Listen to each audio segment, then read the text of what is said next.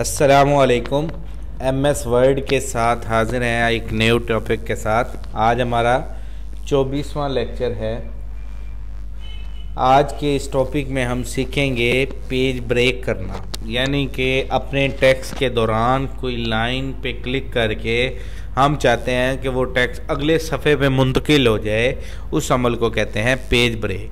Page break और page blank में बहुत फ़र्क है। पेज ब्लैंक कहते हैं दरमियान में सफ़ा ले आना, और पेज ब्रेक कहते हैं सिर्फ टेक्स्ट को अगले सफ़े पे शिफ्ट कर देना।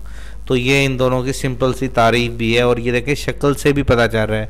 पेज ब्लैंक मतलब न्यू पेज ले आना, और पेज ब्रेक ये देखें एक पैरे के बाद अगले पेज पे पैरा कर देना। ठीक है, ये इंग्लिश में तारीफ़ें भी लिखी हुई हैं इनकी, तो कोशिश किया करें, इनको पढ़ लिया करें, याद कर लिया करें।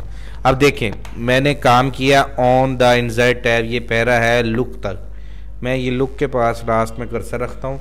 मैं कहता हूँ ये जो दो पैरे हैं अगली शीट पे शिफ्ट हो जाएं, तो मुझे ये इंटर करते करते करते बहुत देर लग जाएगी। ठीक है, मैं चाहता हूँ एक ही सेकेंड में एक ही कमांड से ये अगले सफ़े पे शिफ्ट हो जाए, सफ़ा नंबर 2 पर।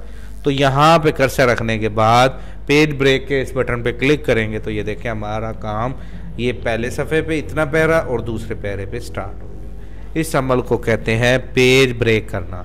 अब शर्त ये भी है कि अगर आप करना चाहें एक लाइन को भी पेज ब्रेक करना चाहें, मैं कहता हूँ ये ऑन इस शीट पर रहे, दा से आगे सारा पेज ब्रेक हो जाए, तो इस पर क्लिक करो तो ये देखो ऑन इस शीट पर रह गया और बाकी सारा टेक्स्ट आपका अगले सफ़े पे शिफ्ट हो गया है।